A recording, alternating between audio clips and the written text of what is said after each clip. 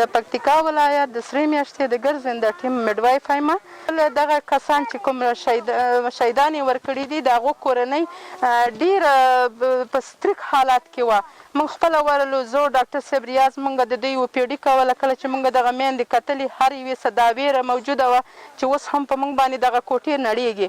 او بله خبره دغه وه چې دغه ماشومانو یو قسم ویره په ځان کې لرله، د جګو ځایونو نه ویرېدله، له خیمو حتی دوی ویره درلودله، د باندې به ناست وو.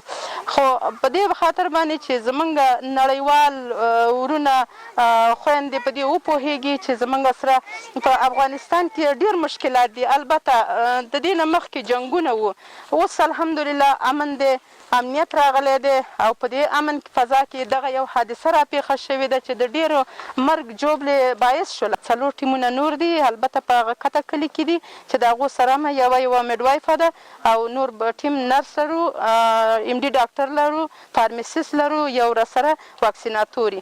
موږ په دې برخه کې کار کوو.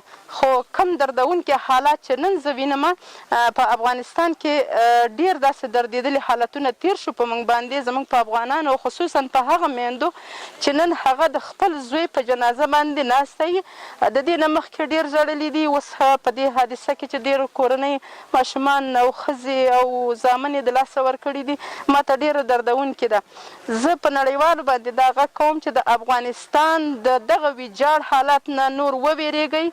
که مرسته راسره مه کوئ، د مرستو موږ نه یو چې تاسو موږ ته مرسته راکړئ. خالص دې ته پرېږدئ چې خپل حکومت، خپل عوام، خپل ملت او خپله جامعه موږ په خپله جوړه کړو. د سترګو حال چې موږ هغلته کوم ځای کې اوپیډي کوله، مخامخ په یو تپه کور و چې زلزلې خورولی و، ولوېدو. هم وایي چې د 3 شپو په جریان کې زلزله شوې ده، خو البته فشار یې تر نورې هغه مخکنۍ زلزلې نه دا کم و.